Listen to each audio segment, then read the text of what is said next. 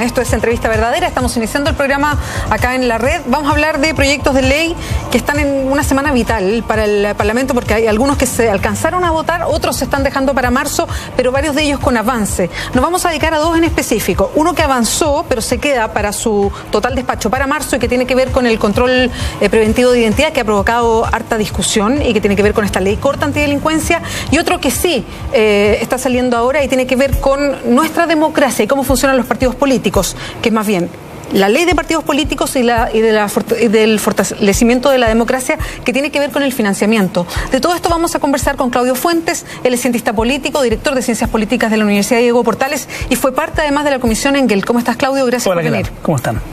Quiero partir, antes de tocar el tema más grande, que quizás nos vamos a detener más porque tiene hartos aspectos, que es la ley de partidos políticos, cómo cambia la forma de elección, en fin. Quiero dedicarme un poquito a lo otro, porque ha despertado harta discusión en Twitter, en Facebook, en las calles, en fin, a nivel de gobierno y autoridades también. Y tiene que ver con este aspecto de la ley corta antidelincuencia, que es el control preventivo de identidad. Sí. Quiero una lectura tuya más allá de lo policial, una lectura de cientista político. ¿Qué significa un control como ese en una sociedad hoy día como es la chilena?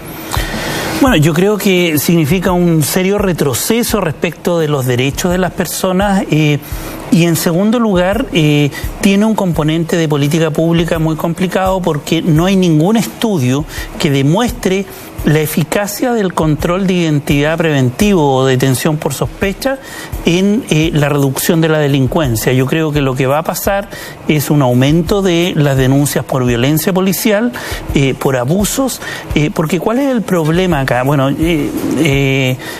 hago un paréntesis. Bueno, mi doctorado, la tesis de doctorado la hice sobre este tema de control de la violencia policial en democracia en Argentina y Chile. Y comparé los dos países. ¿Y cuál es el problema? El problema, a mi juicio, tiene que ver con, por una parte, que en términos de eficiencia de la prevención del delito, el darle más atribuciones a la policía en el momento de detener, no necesariamente te impacta seriamente la reducción de la reducción de la delincuencia, y eso está comprobado.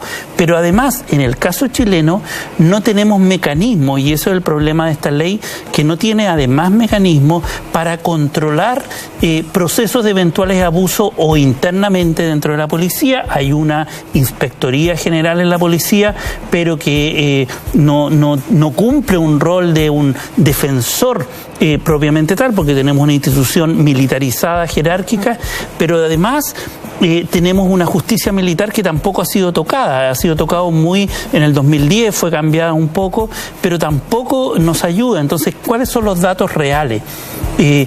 Yo analicé 20.000 denuncias por violencia policial entre el 90 y el 2004, el 2005 aproximadamente, en un trabajo que hicimos con el Instituto Nacional de Derechos Humanos, y de esas 20.000, en general, los casos que terminan con convicción de con un carabinero detenido y acusado por violencia son menos del 3%. En cambio, los que se llaman maltrato de obra superan el 11%, es decir, hay una brecha muy significativa entre sentenciar a un policía por un acto de violencia a un civil que agrede a un carabinero. Y ese es un problema de desigualdad, porque el policía actúa como ministro de fe. Bajo la nueva norma, incluso iría más allá, porque si tú no le dejas marcas, pero el policía le dice, él me agredió, es válida la acusación, sin dejarle ningún rastro de violencia física contra el carabinero. Entonces, yo creo que estamos retrocediendo, no ayuda, yo creo que es puro populismo.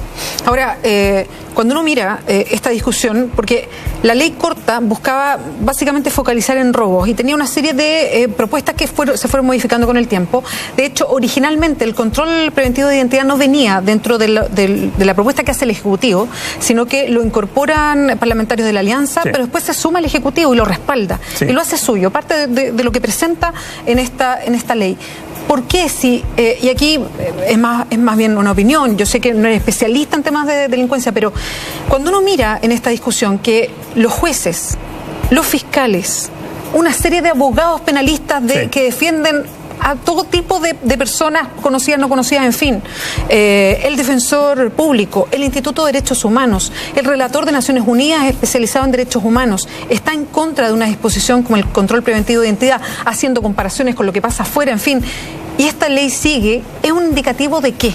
Sí, mira, mi tesis se llama La inevitable mano dura.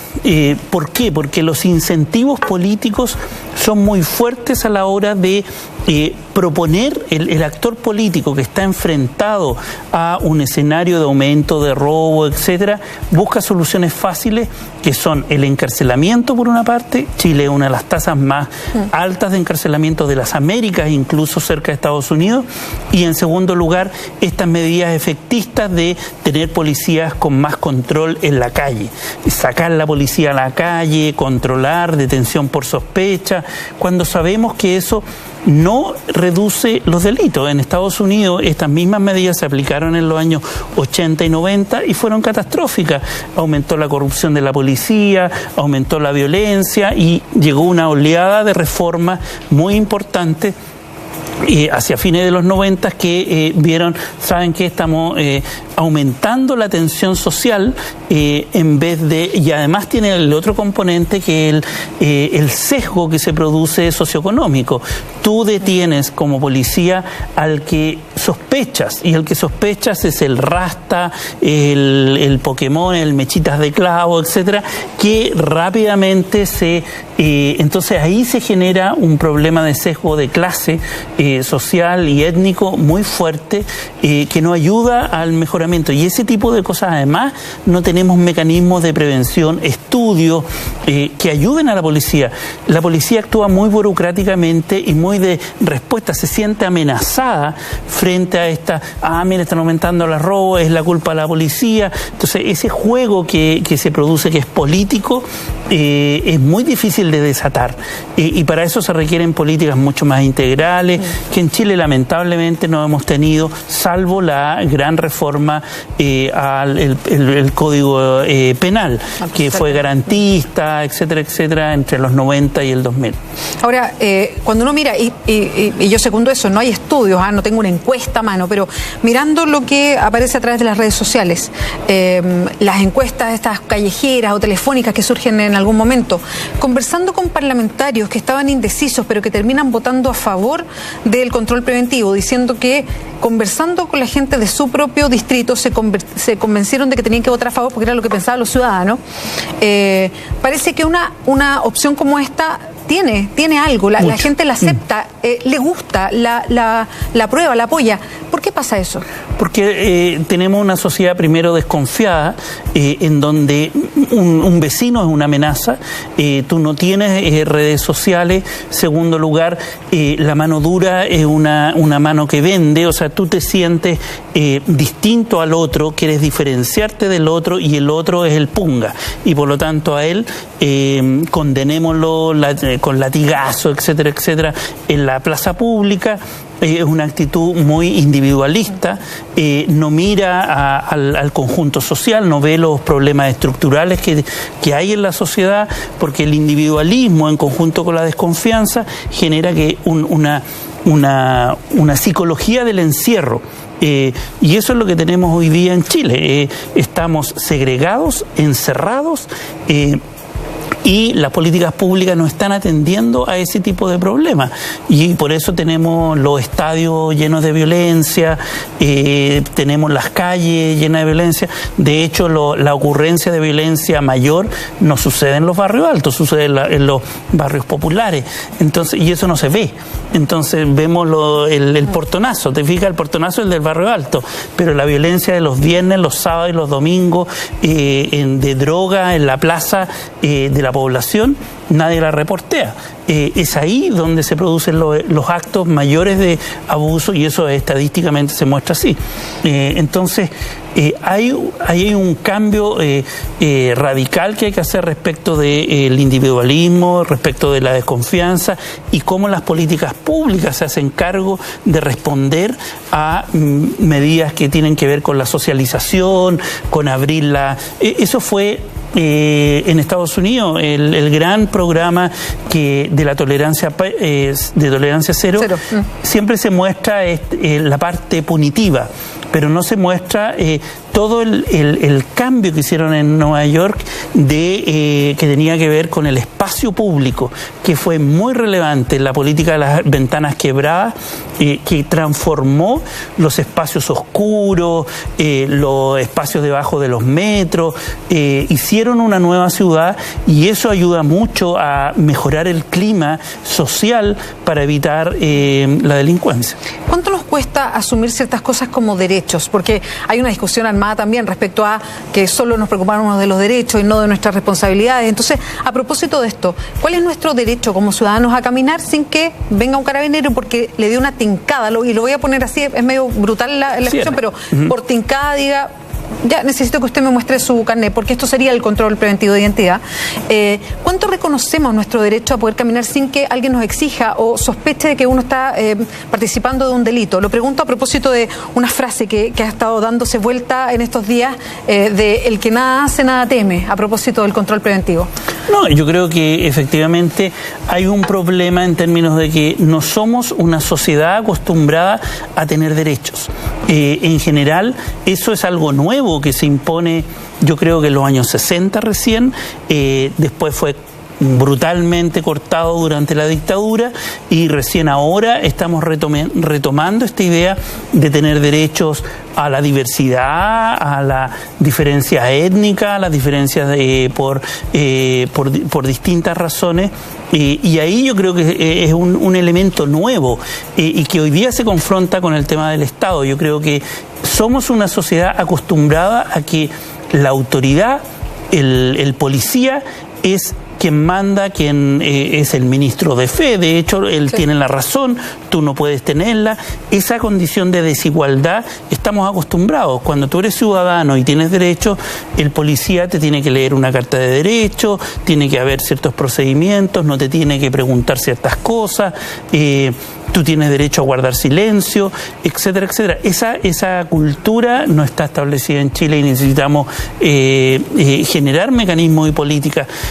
La Carta de Derechos, por ejemplo, que sale en las comisarías, etcétera, no está socializada, ¿no? Nadie habla de ese tema. Fue, a mi juicio, una muy mala campaña, o sea, no hubo mucha campaña para generar una cultura de derechos. Y eso es lo que deberíamos hacer.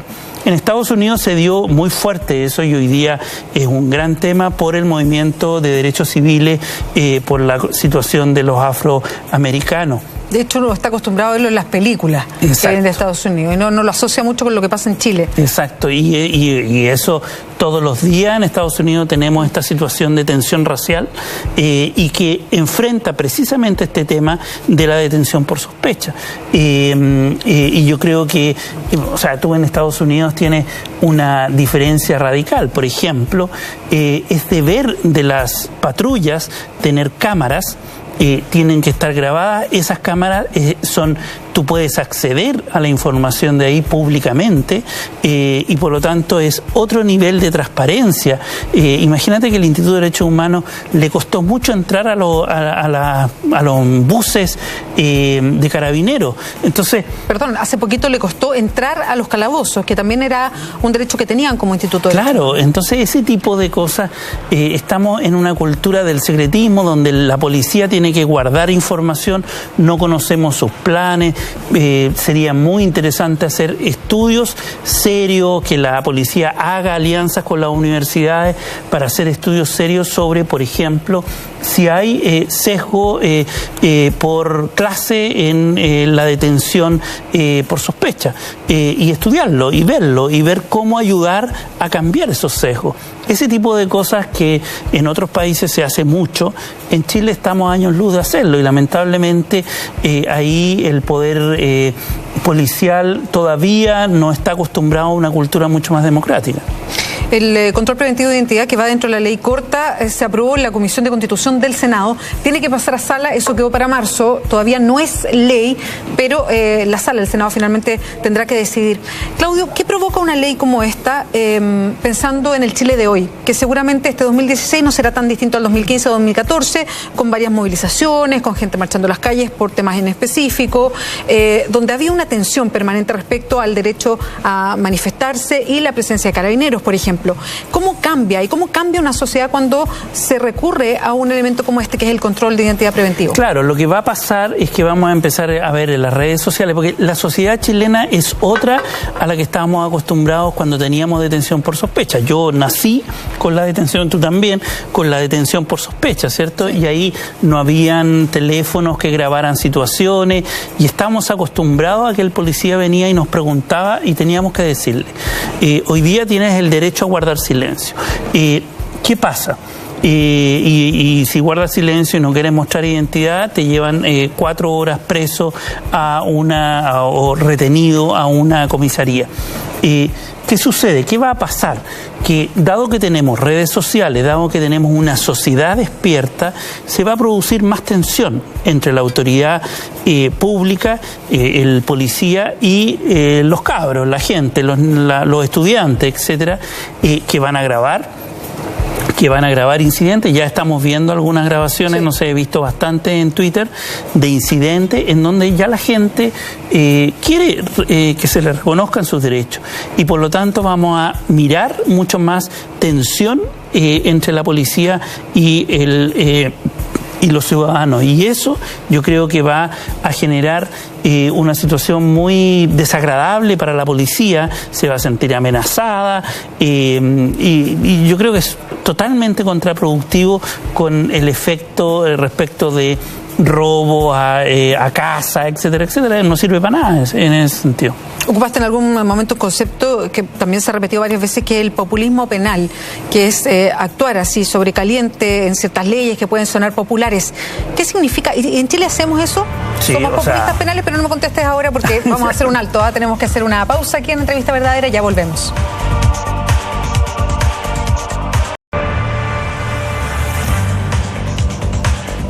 Sigues en Entrevista Verdadera, estamos conversando con Claudio Fuentes, director de Ciencias Políticas de la Universidad Diego Portales.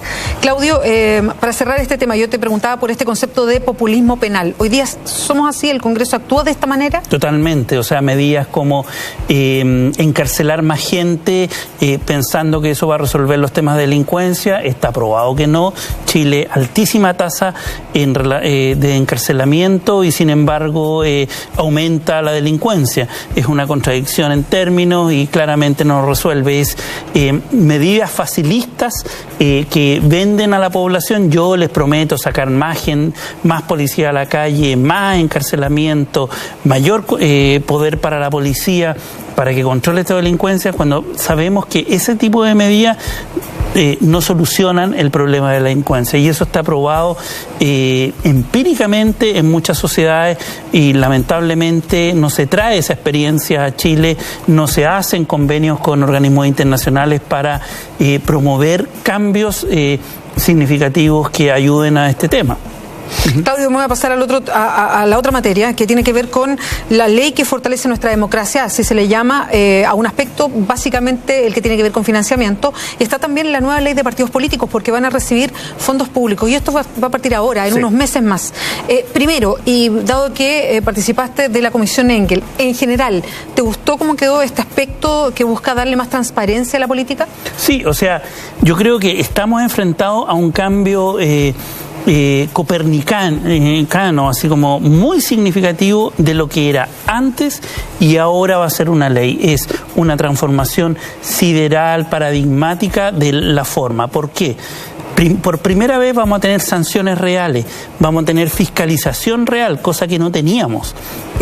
Vamos a tener límites más bajos, vamos a tener así lo que más la gente, el electorado va a ver es una restricción a la publicidad en las calles. Eso va a ser lo primero y más visible que se va a ver.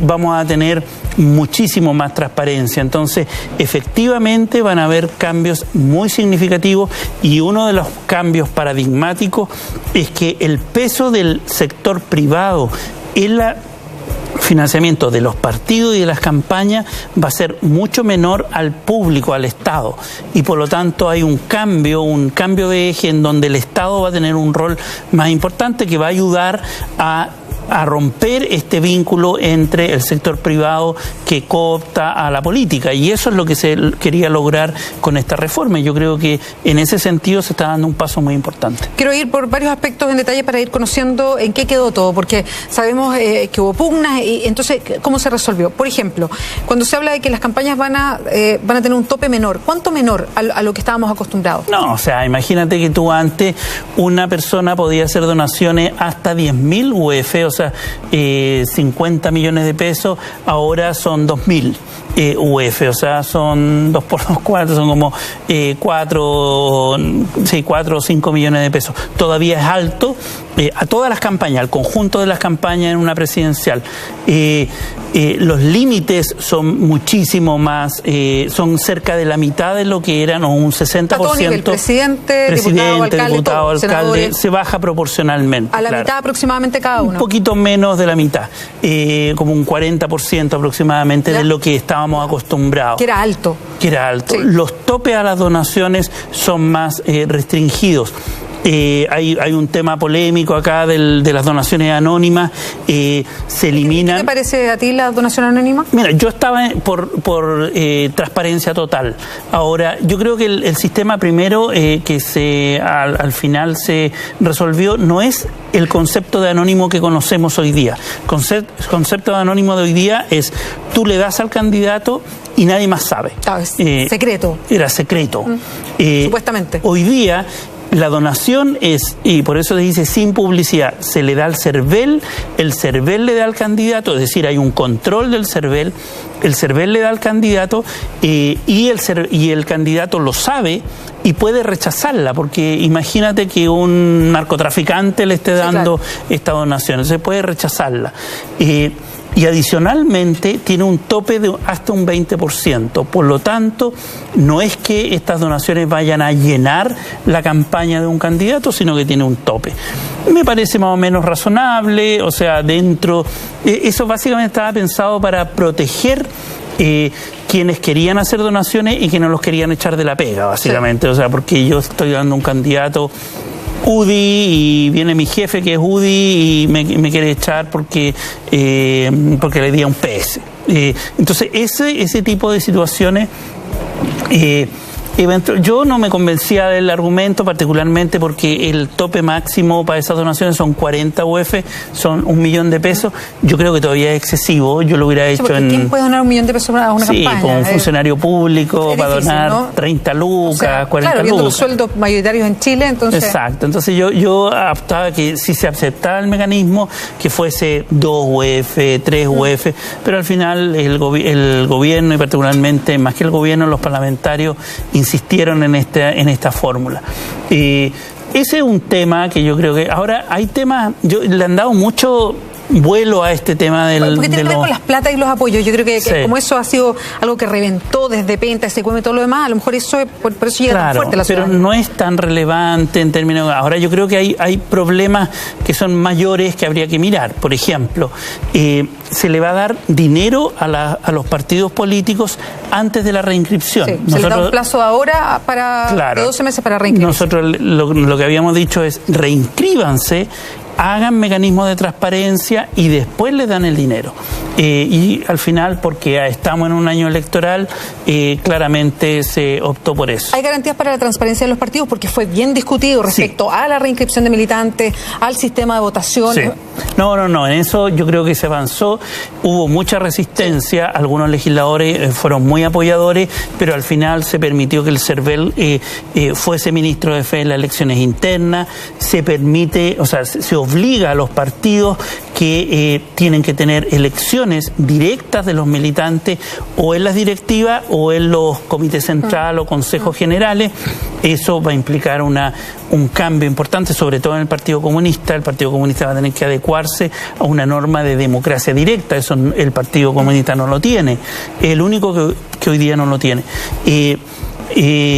Normas de transparencia activa, fiscalización del CERVEL sobre los partidos, la obligación de los partidos de hacer actividades abiertas a la comunidad, actividades programáticas formativas. Entonces, es una forma de concebir a los partidos muy distinta a lo que teníamos hoy día. Hoy día teníamos, básicamente, la mayoría de los partidos dependía de un cacique que tenía muchos recursos y que financiaba la máquina del partido. Eso va a cambiar en el futuro. El CERVEL, que es el Servicio Electoral, tendrá efectivamente, porque la idea era tenerlo bien fortalecido para que pudiera fiscalizar. ¿Va a poder fiscalizar? Sí, va a poder fiscalizar. Tiene los instrumentos legales para fiscalizar, tiene más recursos. Hacienda se comprometió a ponerle más recursos. Sin embargo, no vamos a ver tanta fiscalización en la municipal de ahora, porque el plazo para implementar la gran cantidad de cambios que hay que introducir es muy poco. Y por lo tanto, seguramente vamos a ver un CERVEL que va a optar por fiscalización aleatoria, es decir, a algunos municipios, porque controlar, no sé, cerca de 8.000, 10.000 candidaturas a concejales y 3.000 candidaturas a alcalde es brutal. O sea, no le va a dar el sistema de control para esta vuelta, y nunca le va a dar para cada una de las candidaturas, imagínate, en lugares pequeñitos. Entonces, yo creo que va a ser un proceso de implementación lenta, que seguramente va a ser mucho más efectiva en la presidencial 2017. Claudio Fuentes, muchas gracias por acompañarnos hoy día en Entrevista Verdadera. Ok, gracias a ti. Buenas noches. Vamos ahora a un resumen de noticias.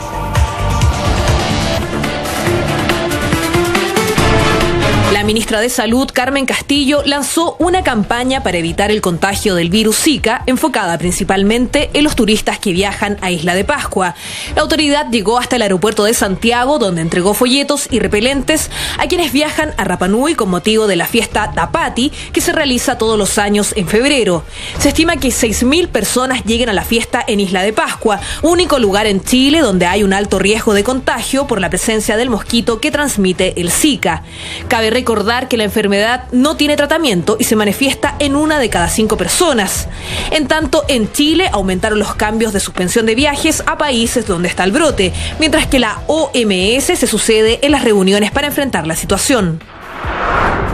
El informe elaborado por la firma de abogados estadounidenses Shearman y Sterling para Sokimit mostró que Pablo Longueira aparece vinculado a más de 20 proveedores sospechosos que recibieron $1.074.739, unos 730,5 millones de pesos de Sokimit en septiembre de 2009 y marzo de 2015.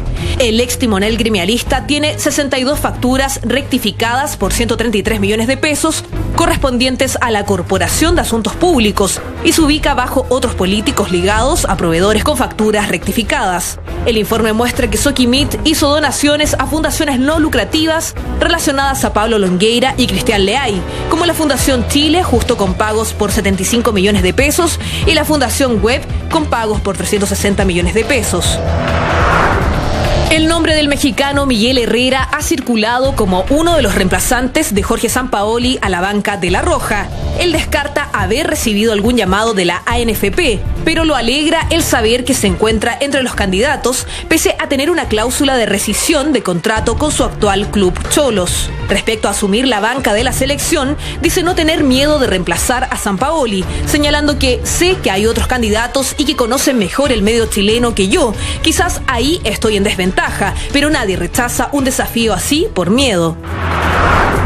El presidente argentino Mauricio Macri hará su primera visita oficial al Vaticano para reunirse con el Papa Francisco el próximo 27 de febrero.